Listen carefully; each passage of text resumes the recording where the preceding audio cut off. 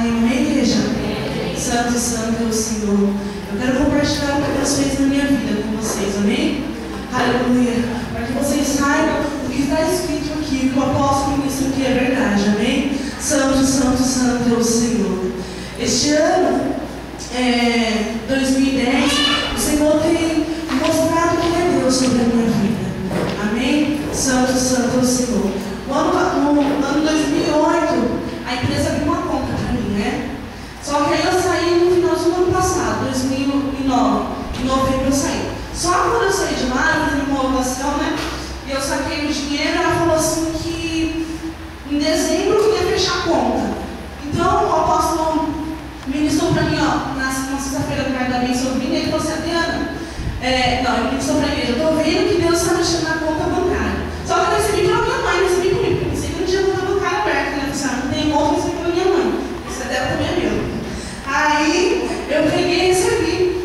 Aí a gente foi, saímos, a minha mãe falou assim, Adriana, eu encontrei na Bíblia um cartão seu. Aí eu falei assim, esse cartão não serve mais para levar a conta fechada. Aí eu saí mais com o meu marido, a gente passou no mercado, né? Aí o Senhor falou, o meu marido falou assim, vamos ver se tem dinheiro. Eu disse, não deve ter dinheiro, está fechada essa conta, né? Aí eu peguei, passei o cartão, falei assim, esqueci a senha. Aí eu passei, tentei a primeira, não deu, a segunda não deu. Eu falei assim, Deus, o que tiver aqui, ele falou assim, o que tiver aqui é seu, metade minha, metade sua, né? Pensando que a 30, 100, né? Aí seria fácil. Quando eu vi 2.400 que eu precisava, eu pensei, meu Deus, ninguém que dá metade, né? Eu prometi metade de mim e metade do Senhor. Amém.